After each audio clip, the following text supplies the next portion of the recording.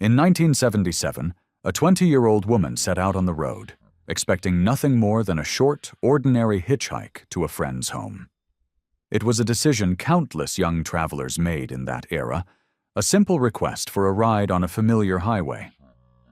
But the car she stepped into, which appeared safe and predictable, marked the beginning of a long and hidden ordeal that no one could have imagined.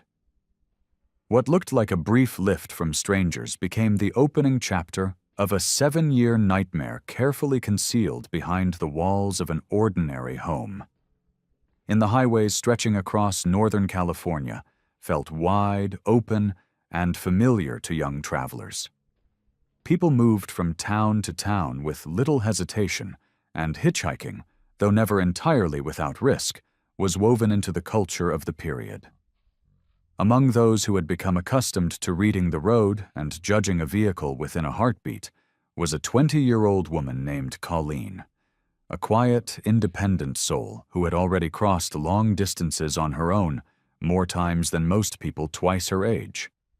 She understood the unspoken rules of the roadside: trust your instincts, look closely at the driver, and never accept a ride that makes your heartbeat shift even slightly. On the morning she left Eugene, Oregon, heading toward a friend's birthday gathering in Westwood, she followed these rules with absolute care. Colleen passed on 2 separate vehicles earlier that day. In both cases, something about the moment felt slightly misaligned, a gesture too eager, an expression not quite steady. Details that would slip past most people, but never past her. She let both cars go, confident that caution was her best companion. Then, sometime after midday, a blue car approached with a man at the wheel, a woman in the passenger seat, and a baby in the back. A family scene, ordinary in every respect. If there was such a thing as a perfect sign of safety to someone traveling alone, this was it. After pausing for a breath and taking one more look, Colleen made the decision that would shape the next 7 years of her life. She stepped in. The beginning of the ride was simple and uneventful. The woman, later identified as Janice, occasionally turned around to soothe the infant. The driver, Cameron, kept a conversational tone. Nothing intrusive, nothing alarming. Colleen relaxed just enough to let the miles pass in silence. When they stopped for fuel at a roadside station, she went to the restroom, looked at the window, and, for reasons she couldn't quite define, heard a quiet instinct whisper that she should climb out, run across the parking lot, and disappear from these strangers. But the moment passed. She saw the woman holding the baby near the pump, her posture calm and unthreatening, and Colleen convinced herself that her nerves were simply the natural tension of long travel. She walked back to the car. The next 30 minutes felt uneventful until the vehicle drifted off the main road, the driver mentioning something vague about wanting to see a small cave formation nearby. The turn was casual, but the road that followed narrowed quickly, and the trees closed in around them. Janice took the baby and walked toward a small clearing by the water, leaving Colleen seated in the back. It was a peaceful scene at first glance, though unusually quiet. Then, without any raised voice or warning, the driver shifted his position, turned back toward Colleen, and placed a knife where she could see it clearly. His face did not carry anger, only a cold determination that left no room for negotiation. In a single motion, he bound her hands, immobilized her, and lowered a heavy wooden device, something like a box engineered to shut out light and sound, over her head. The world around her changed instantly from blue sky to absolute darkness edged with the smell of wood. She was moved into the vehicle with the device sealed around her head, unable to see, unable to determine distance, unable to orient herself. The car door closed. The engine started. Whatever direction they drove from that moment forward was lost to her. For the first time that day, the road, once open and predictable, became a place without bearings. Hours later, she would be taken to a house near Red Bluff, a residence that looked from the outside like any ordinary home in the area. A yard, a modest structure, a family inside.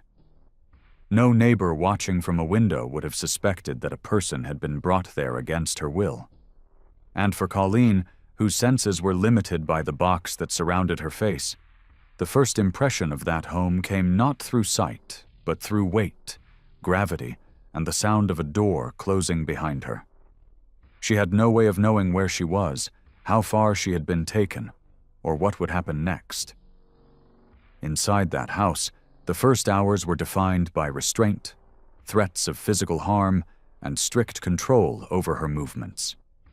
Every instruction came with the clear implication that disobedience would result in severe consequences. Colleen, who had always trusted her instincts on the road, now found herself in a place where instinct could not guide her, because nothing in her life had prepared her for a situation where an entire household was aligned around holding her captive. By nightfall, she was no longer a traveler on her way to a celebration. She was a young woman held against her will, hidden from the world, her sense of time disrupted by fear and isolation. The last free moment she remembered was standing at a gas station mirror, wondering why she had felt the urge to run. She would replay that moment for years, but on that first night, under the weight of the wooden box and the commands of the man who had taken her, she could only remain still and listen to the sounds of a house settling into darkness. When Colleen regained her orientation inside that unfamiliar house, she realized quickly that the wooden device enclosing her head was not improvised. It was crafted deliberately, with thick walls designed to suppress light, mute sound, and disturb the sense of direction. The confinement inside that box made minutes feel like hours, and hours feel like something closer to a slow dissolve of time. She could hear faint footsteps, a door creaking, the controlled breathing of the man moving around her, but everything else was muffled, distorted, as though she had been pushed outside the rhythm of the living world. What she would eventually understand was that this head box was not simply a tool to restrain her body.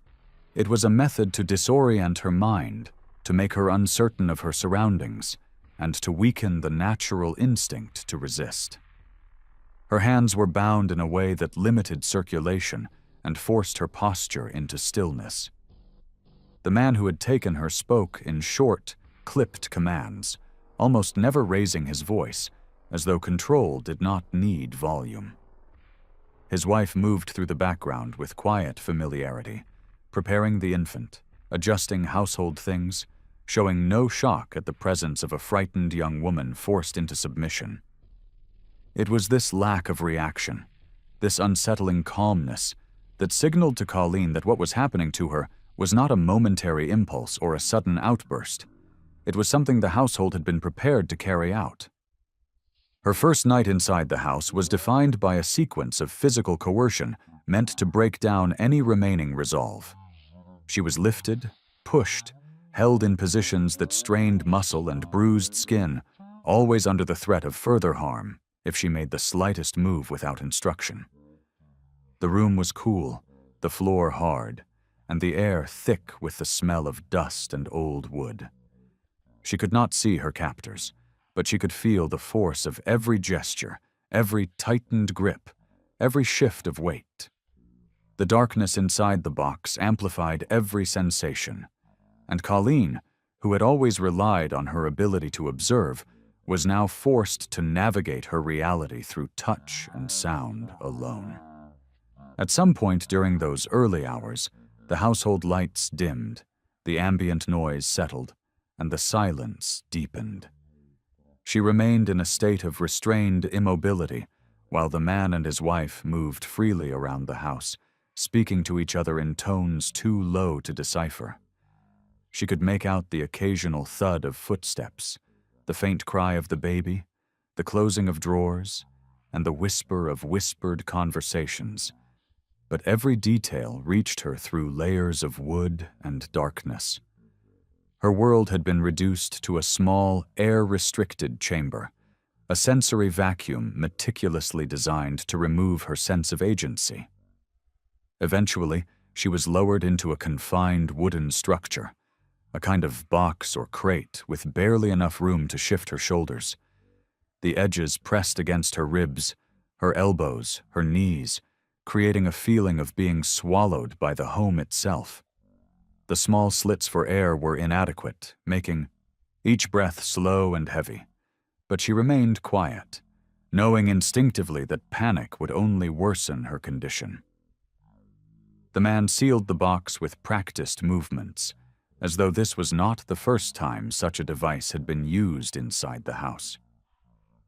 The sound of the latch sliding into place left no doubt that she was now part of a system designed to restrain rather than shelter.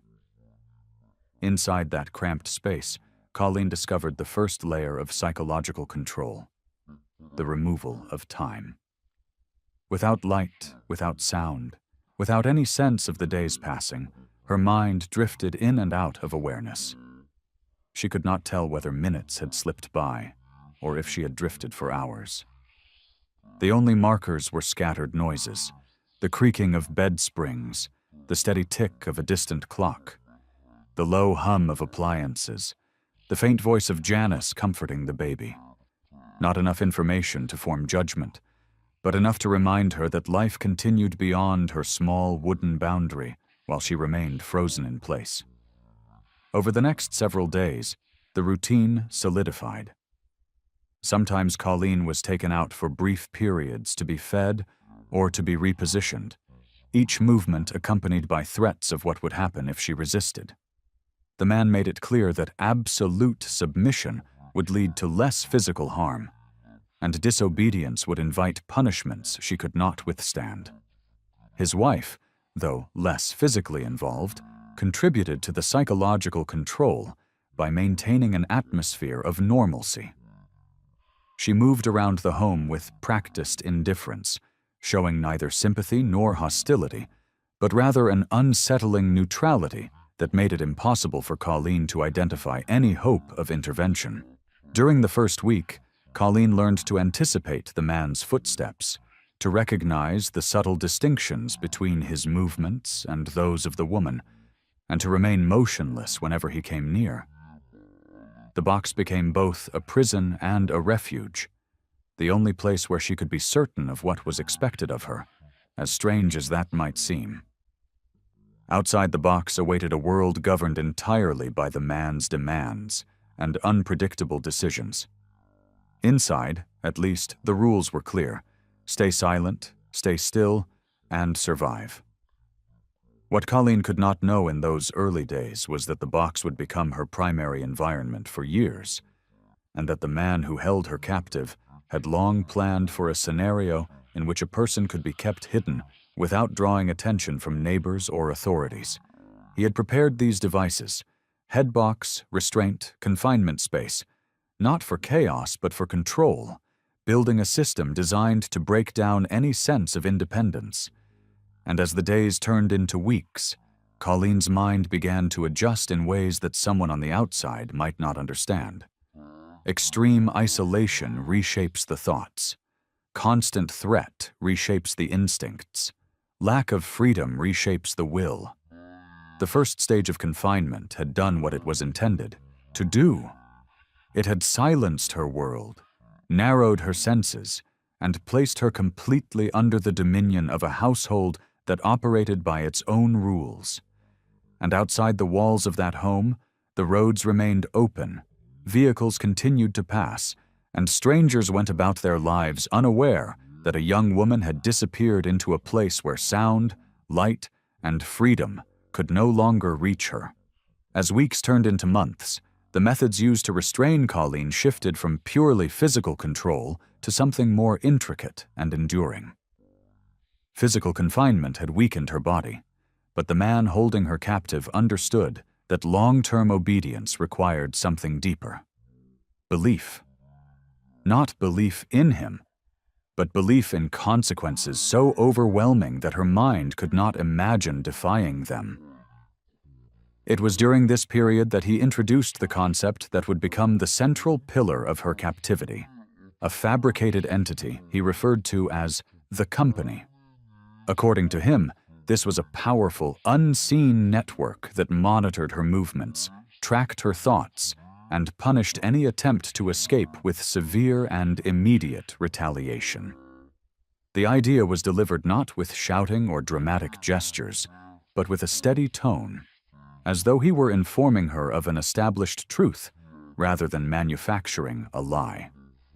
He described the company as an organization capable of reaching into any home, any town, any family. He spoke of agents hidden in ordinary places, listening for signs of defiance. He spoke of contracts, penalties, and a system designed to ensure absolute obedience. And although the details were intentionally vague, the threat was unmistakable. If she attempted to run, harm would befall not only her, but also the people she loved. By invoking the safety of her family, hundreds of miles away, unaware of her struggle, he touched the part of her that was still intact, the part that cared more about others than herself. Inside the wooden box beneath the bed, Colleen replayed his words over and over. The absence of sunlight, the long stretches of silence, the slow passing of hours without any external reference point. All of it made the idea of a shadowy organization seem less like fantasy and more like an extension of the darkness surrounding her. When a person's world narrows to a few square feet and their senses are restricted to muffled noises above them, imagination can become indistinguishable from reality. She began to wonder whether microphones were hidden nearby or whether small vibrations in the walls signaled surveillance. The creak of the bed frame, the distant hum of appliances, or even the sound of wind outside became potential signs of observation. This uncertainty was not accidental. It was the essence of the trap. The headbox, used frequently during this period, served a dual purpose. Physically, it restricted her vision and hearing, isolating her further. Psychologically, it prevented her from orienting herself in space and time, without visual clues. Without a sense of direction, without anything to anchor her thoughts, Colleen became vulnerable to the man's explanations of how the world worked beyond the box. He told her that paperwork had been filed, that her status had been changed, that she belonged to a system she could not challenge. He repeated these ideas in calm, measured tones, reinforcing them until the distinction between truth and manipulation blurred. Janice, the man's wife, played a quieter but critical role in maintaining this illusion. She behaved as though the company truly existed, occasionally referring to it in conversations within earshot of Colleen, nodding solemnly when the man mentioned its rules, and reminding Colleen indirectly that any lapse in obedience would be noted. This performance, delivered in the ordinary rhythm of domestic life, gave credibility to the fiction. If two people spoke of something as though it were real, and if those two people controlled every facet of the environment, then the captive, deprived of all outside contact, had no contradictory evidence to cling to. During the height of this psychological conditioning, Colleen spent most of her days inside the cramped box built beneath the couple's waterbed. It was a narrow wooden space, so tight she could barely shift her legs, with airflow limited to small gaps that offered little relief from heat or stillness. She learned to keep her breathing slow to conserve the thin stream of air. Her muscles cramped regularly, and the pressure along her hips, knees, and shoulders became a constant ache. The hours blended into one another as her body grew accustomed to discomfort, and her mind drifted between wakefulness and a dreamlike fog. Above her, life continued as usual. The couple cooked meals, walked across the floor, tended to their children, and talked late into the night while she lay hidden inches away, unseen and unheard. One of the most striking realities of her captivity was the proximity to ordinary life. The sound of dishes being washed, the laughter of children, the closing of doors, echoes of a world she could no longer reach. Her isolation was not in an abandoned building or a distant field, but directly beneath the daily routines of a family that had normalized her presence in a hidden space. It was during this period that a pivotal event occurred. Janice gave birth to another child on the very bed under which Colleen was confined. Colleen could hear the muffled sounds of labor, the movements of midwives or helpers, the shifting weight above her. She heard the first cry of the newborn, and she lay still, breathing slowly in the darkness, understanding that life was continuing while she remained frozen in the narrow wooden chamber. This moment deepened the psychological divide between her existence and the world outside. She was no longer simply held captive. She was an unseen presence beneath a family that expanded, grew, and reshaped itself without her. Over time, the man allowed Colleen short periods outside the box to do household tasks, laundry, cleaning, small repairs, always under strict supervision, always with the reminder that the company was watching. These hours became both a relief and a burden. Relief because they let her stretch her limbs, inhale fresher air, and see daylight through windows. Burden because the illusion of restored freedom only highlighted the fact that she was never truly free. She walked past neighbors who greeted the couple kindly, unaware of the person living beneath their floor. She passed open doors, unattended tools, and a telephone resting openly on a counter, all symbols of escape that she could not bring herself to use. The company's shadow lingered over every action, every thought, every breath. Disobedience meant danger, not only to herself but to the people she cared about, or so she had been led to believe.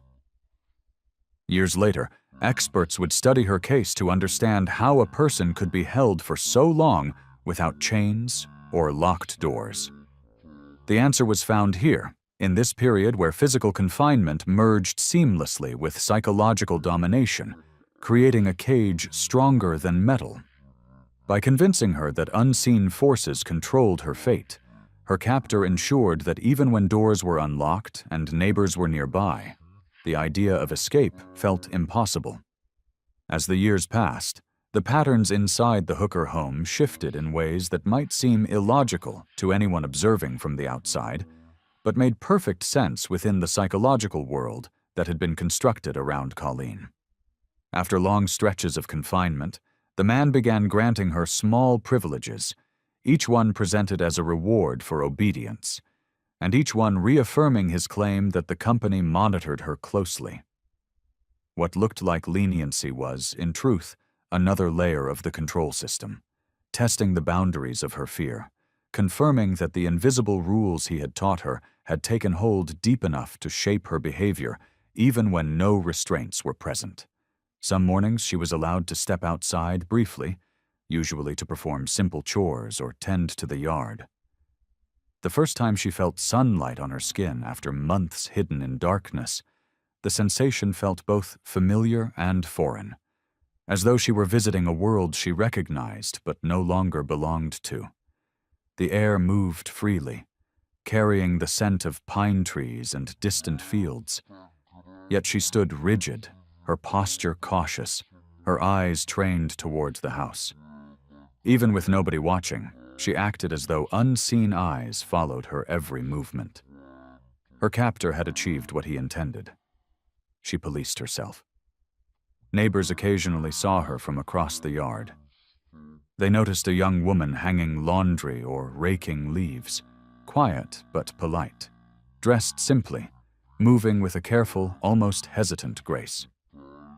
To them, she appeared to be a private person who kept to herself, perhaps a relative staying temporarily, or a helper who preferred silence. Nothing in her demeanor suggested a plea for help, and nothing in the surrounding environment hinted at danger. The illusion of normalcy, furniture on the porch, toys in the yard, children playing, shielded the truth far more effectively than locks or walls.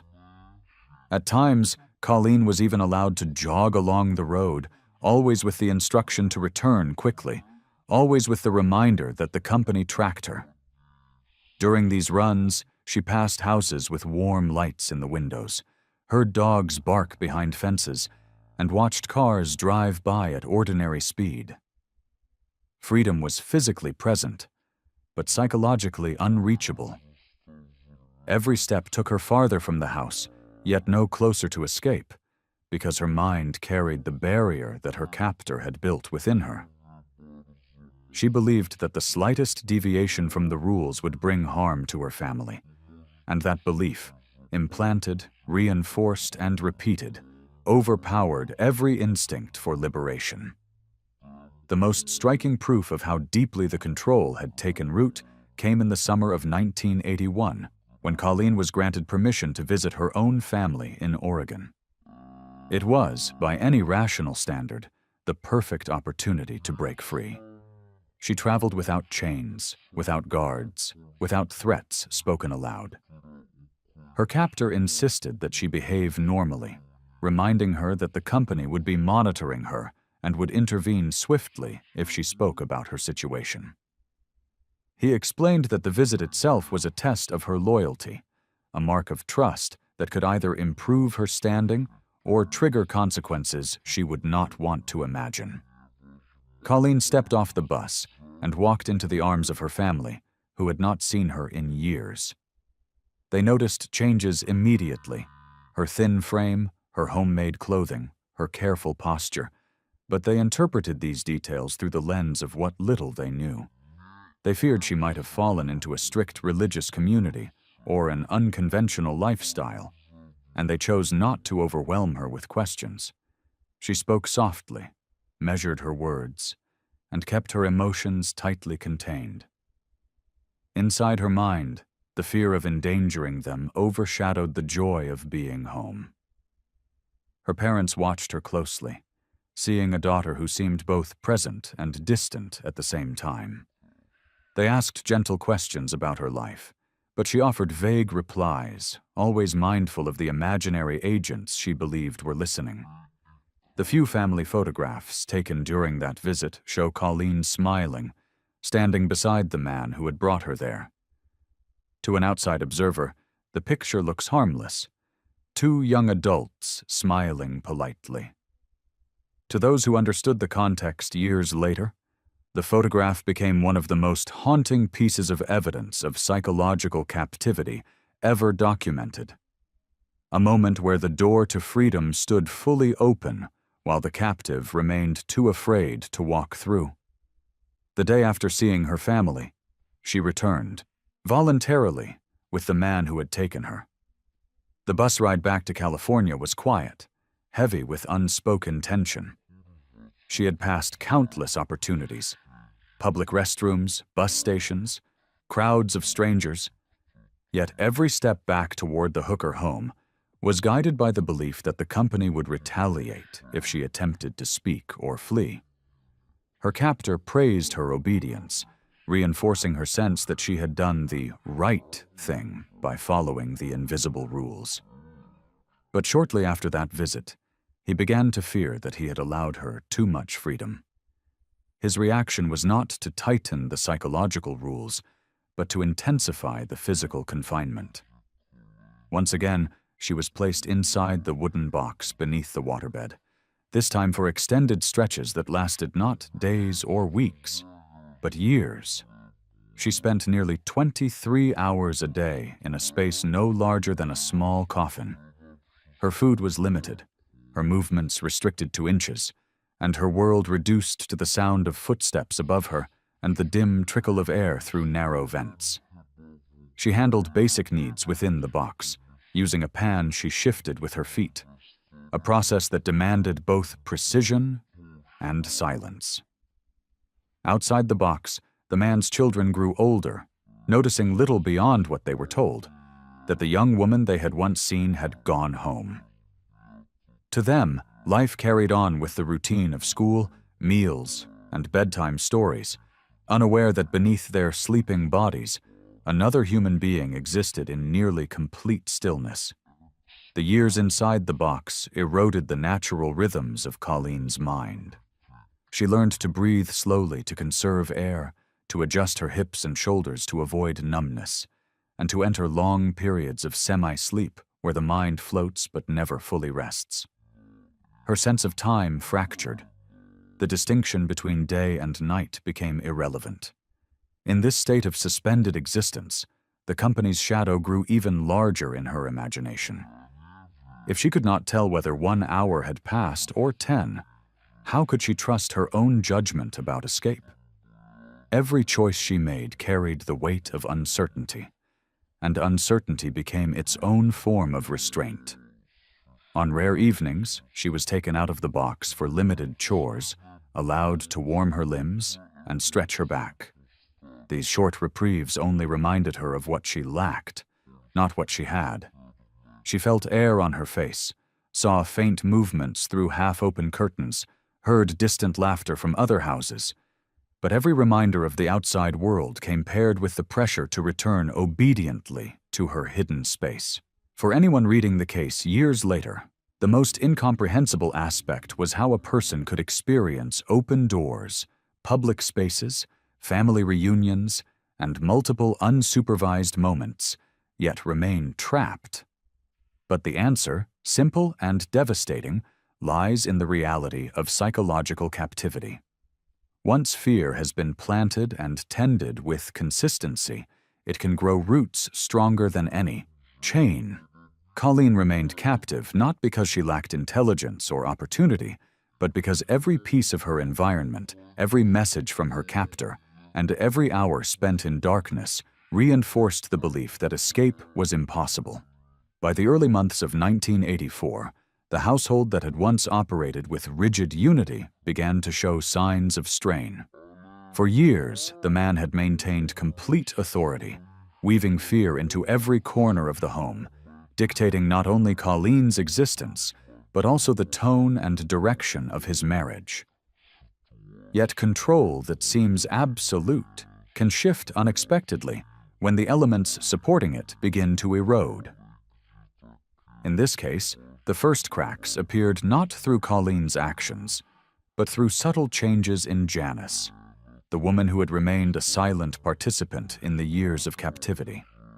Janice had been part of the structure from the beginning, though her position was complex.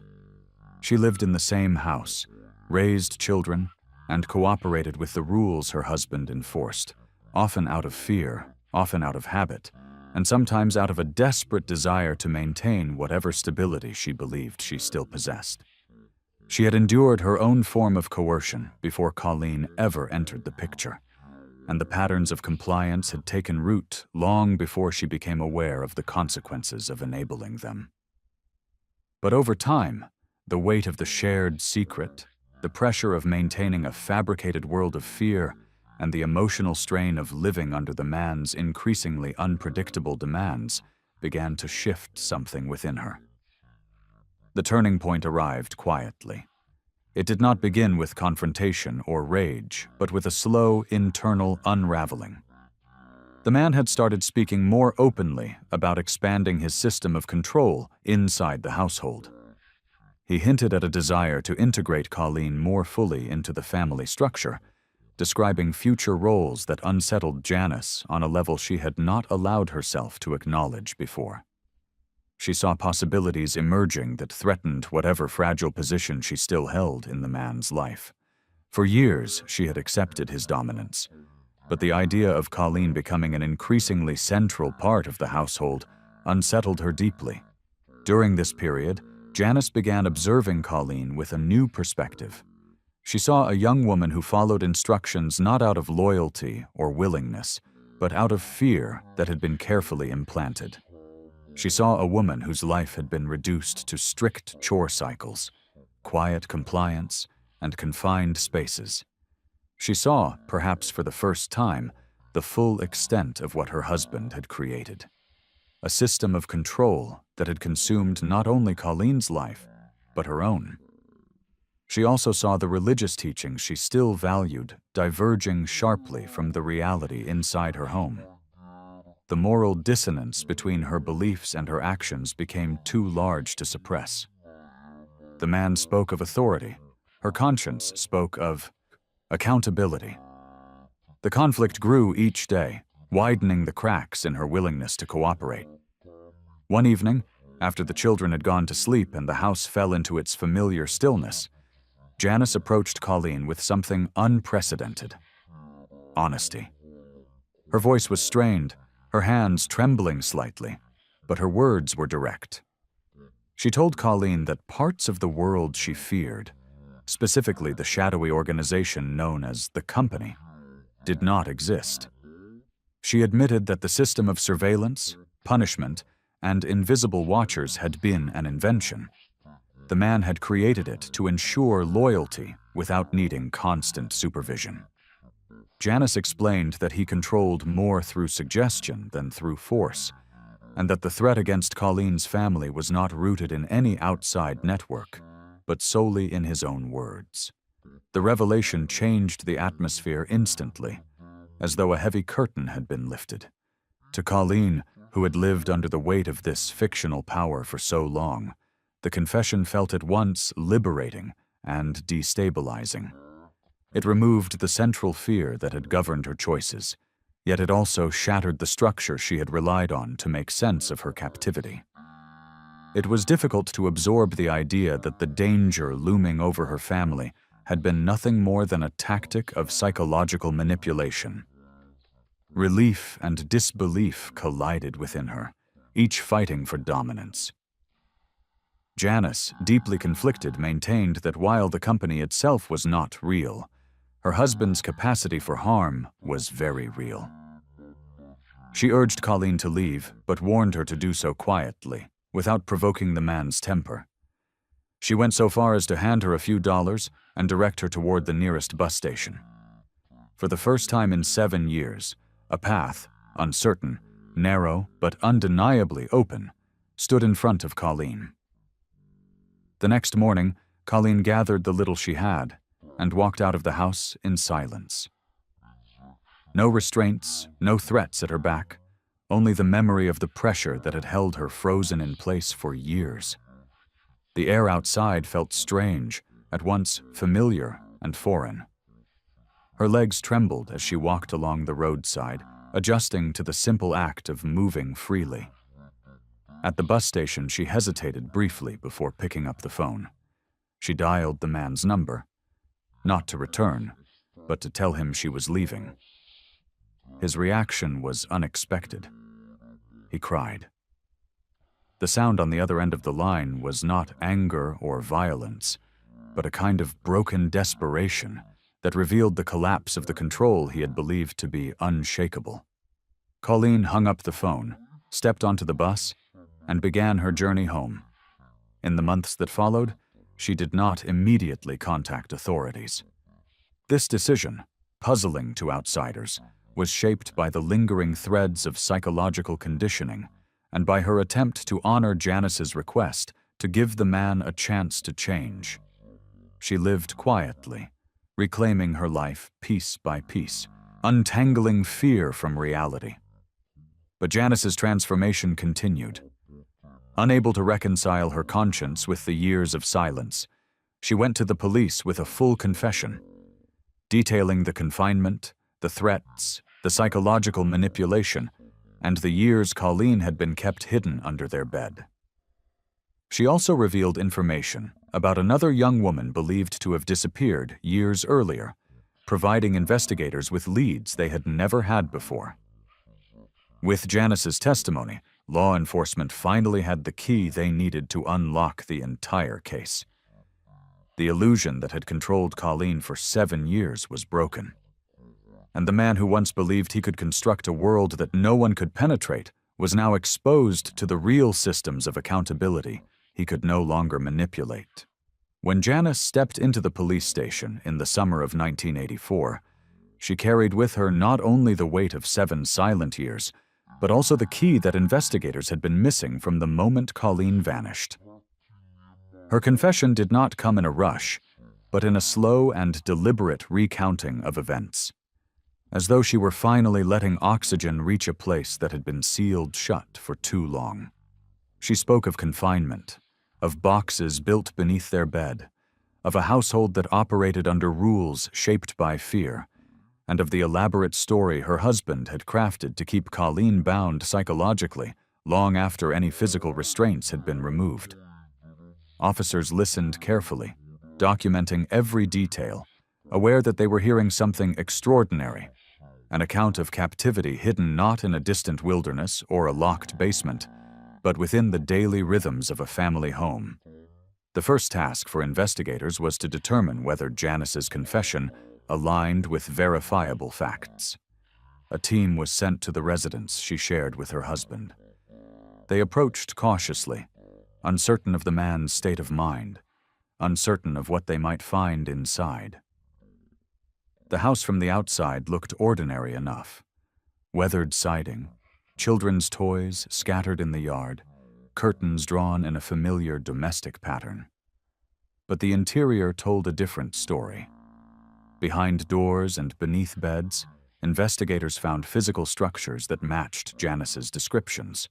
The wooden headbox designed to suppress sight and sound, the confinement chamber under the waterbed, crafted from heavy timber and sealed in a way that left no doubt it was intended to restrict movement.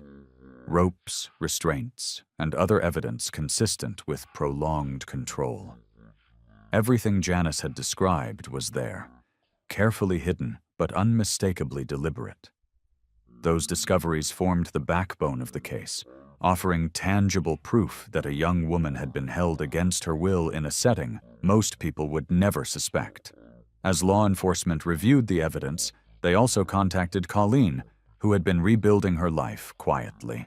When she spoke with investigators, her account aligned seamlessly with the structures found in the Hooker home. She described years inside the box, the illusion of surveillance by a fictional organization, the threats against her family, the stretches of silence broken only by the footsteps of her captors above her. She detailed her few moments of daylight, her controlled outings, her family visit in 1981, where she smiled for a photograph while trapped in a web of fear. For investigators trained to analyze inconsistencies, her statements were strikingly coherent and deeply consistent. With both physical evidence and testimony aligning so precisely, authorities moved quickly to locate and arrest the man responsible. When officers arrived to take him into custody, he did not resist. His demeanor surprised many. He offered no dramatic outbursts, no attempts to flee, no denials shouted in desperation. Instead, he seemed caught between disbelief and resignation, as though the world he had constructed, one built on fear, secrecy, and imagined authority, had collapsed faster than he could process. He was read his rights, escorted from the home, and taken to the county jail, where he awaited formal charges. The legal proceedings that followed drew significant attention, not because of sensationalism, but because the case challenged long-held assumptions about how control and confinement could operate. During pre-trial hearings, expert psychologists were brought in to explain the depth of influence that long-term isolation can impose on the human mind. They described how fear, when reinforced consistently, can override personal agency even in the absence of physical barriers. They explained that Colleen's inability to escape during moments of opportunity was not a failure of will, but a predictable response to a system designed to eliminate the belief in freedom. The courtroom listened closely as specialists outlined how a captor can create an internal prison more restrictive than metal bars. Janice took the stand under the terms of her immunity agreement. Her testimony was calm, but filled with the weight of years spent enabling a system she no longer believed she could justify. She recounted how her husband constructed the wooden boxes, how he explained the company to Colleen, how they carried on with their daily routines while hiding someone beneath their bed. She also described her own fear that had shaped her compliance, fear that had kept her silent, fear that had prevented her from seeking help until her conscience could no longer bear the burden. Her testimony provided a detailed timeline that helped the prosecution establish intent and continuity. Colleen testified as well. She spoke in a steady, measured voice, recounting the early days of her confinement, the psychological conditioning that convinced her she was being watched by an invisible network, the years spent inside a narrow wooden chamber where daylight became a memory instead of a guarantee. Her words were not dramatic or theatrical. They were the plain truth, delivered with the quiet strength of someone who had lived through the unimaginable and survived. At times, the courtroom fell so silent that even the shuffling of papers could be heard clearly. When the time came for the defense, their arguments struggled against the overwhelming weight of evidence. They attempted to question the plausibility of psychological confinement lasting so long, but the experts had already explained how such systems operate. They suggested that Colleen had opportunities to flee, but her testimony and Janice's confession made it clear why those moments did not translate into escape.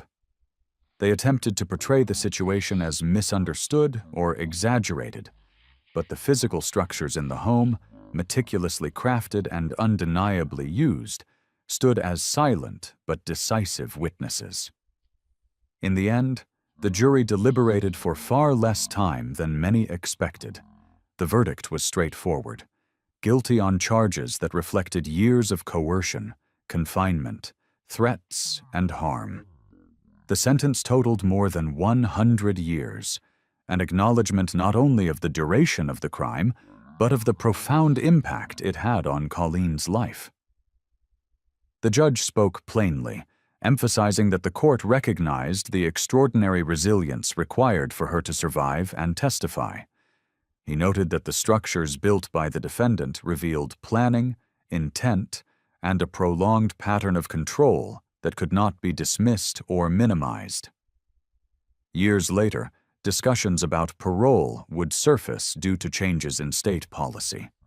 But each time the topic arose, it was met with firm resistance from prosecutors and expert evaluators. Assessments classified him as a continuing danger, someone whose patterns of behavior were deeply rooted and unlikely to change. The legal system, having once allowed the illusion of the company to operate unchecked, now ensured that the real world's institutions would not make the same mistake again.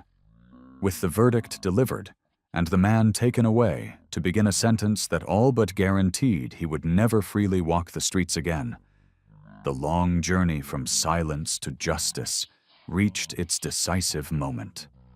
Colleen's years of fear, darkness, and uncertainty were finally acknowledged not only as truth, but as something the law was prepared to confront with its full weight. When the courtroom doors closed, and the man who had controlled so much of Colleen's life was taken away in handcuffs, the legal chapter of the case ended. But the personal one was only beginning. The world outside the Hooker home had changed dramatically over the 7 years she had been hidden from it. Technology had shifted. Neighborhoods looked different. Familiar faces had aged, and the rhythm of ordinary life, something she once took for granted, felt almost foreign in its normalcy. Freedom, though longed for, came with its own challenges, and Colleen soon discovered that rebuilding a sense of self was not an event, but a slow, often fragile process. At first, even simple tasks felt overwhelming. Walking into a grocery store, hearing multiple conversations at once, or deciding how to spend her own time, all these ordinary freedoms carried unexpected weight. For years, she had existed within a rigid schedule controlled by someone else. Now the absence of imposed rules left her with a quiet but persistent uncertainty about how to navigate daily life. She moved through each day with caution, measuring the world around her the way someone might test the soundness of a floor after stepping out of a narrow tunnel. She enrolled in school, choosing to study accounting, a field that allowed her to focus on structure, numbers, and methodical problem-solving. skills she found grounding after years of chaos and confinement. Studying gave her purpose, a routine that she could shape herself. Slowly, the patterns of ordinary life became more familiar. She learned to trust her own judgment again, to take deep breaths when anxiety surged unexpectedly, and to remind herself that she could open a door and step outside whenever she wished. There were emotional hurdles as well, many of which took years to fully understand. Some days she felt steady, anchored by the knowledge that she had survived something few people could imagine. Other days, echoes of her past would surface without warning, triggered by a sound, a confined space, or the unexpected silence of an empty room. These moments did not break her, but they reminded her that healing is not linear. It emerges in waves, sometimes gentle, sometimes sharp. Colleen eventually chose to channel her experience into helping others. She joined a women's refuge center in Reading, offering support to individuals navigating situations marked by control, fear, and isolation.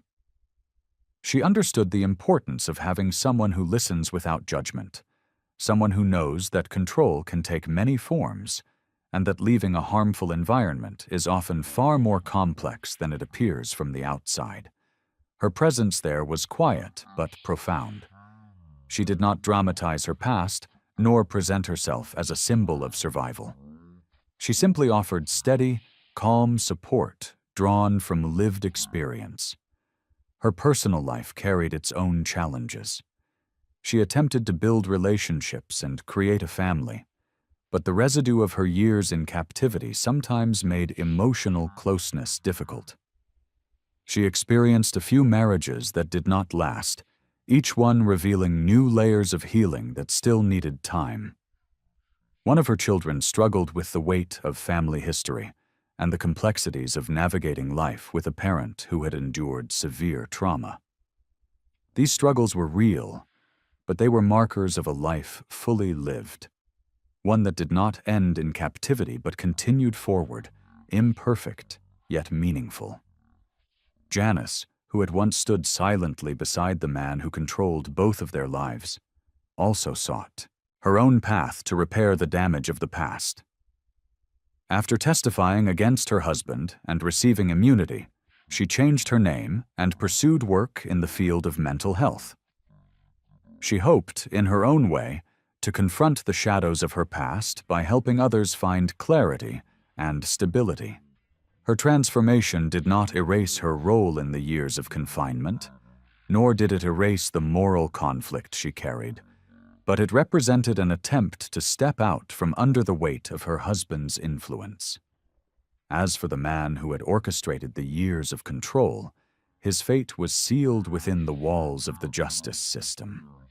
Evaluators determined that his patterns of behavior, deeply rooted and resistant to change, posed a continued threat. Even decades after his conviction, discussions about possible supervised release were met with strong opposition from authorities who knew how carefully he had constructed the illusion that held Colleen captive. In the end, he was categorized as a high-risk offender, effectively ensuring that he would remain under strict supervision until the end of his life. With time, Colleen became a symbol of resilience, not because she sought attention, but because her story illuminated aspects of human endurance that had rarely been documented so clearly. Experts, advocates, and law enforcement studied her case to understand how psychological control can render a person unable to flee even when physical barriers are absent. Her experience helped bring awareness to the reality that captivity can take many forms, some visible, others hidden behind closed doors and quiet facades. She rarely spoke publicly about her years in confinement, choosing instead to live her life with a quiet dignity. But when she did share her story, she focused not on fear or suffering, but on the moments that kept her going. The thought of her family, her belief that life could still hold meaning beyond the box she lived in, and the small acts of internal strength that helped her endure each day. These were the threads she held on to, the ones that allowed her to reclaim her life one step at a time. One personal object from her years in captivity stayed with her, a small notebook where she had scribbled brief thoughts during rare moments of freedom within the household, sometimes only a few words. Hold on. Stay steady. One more day. These notes were not written for anyone else. They were simple reminders to herself that her identity still existed beneath the layers of fear. She kept the notebook tucked in a drawer, occasionally opening it when she needed to remember how far she had come. Even now, decades later, those who study her case remark on the extraordinary paradox at its center: that a young woman could be surrounded by open roads, passing cars, and polite neighbors, yet remain trapped by an invisible cage built through fear. It is a reminder that human vulnerability and human strength often sit side by side, shaping choices that outsiders might never fully understand. As her story continues to be told, the focus is not on the man who controlled her life, nor on the structures he built, but on the quiet victory of a woman who endured, escaped, and rebuilt herself piece by piece. Her journey stands as a testament not to the darkness of what happened, but to the light that followed, steady, patient, and earned through years of resilience. And though the echoes of her past will always follow her in some form, they no longer define her. She reclaimed her life not in one dramatic moment, but in countless small decisions made after she stepped onto that bus in 1984. Each step forward was a quiet defiance against the years she had lost, and each moment of peace she created afterward was a reminder that the human spirit, even when pressed into the smallest of spaces, can endure. Colleen eventually reclaimed her life piece by piece, proving that quiet resilience can outlast even the deepest fear. Her story reminds us that control is not always physical. It can be built through isolation and belief. Thank you for watching this reconstruction told with clarity and respect. Before you leave, tell me where you're watching from and what part of her journey stayed with you. If you value calm, factual storytelling, please like the video, share your thoughts, and subscribe to follow future investigations.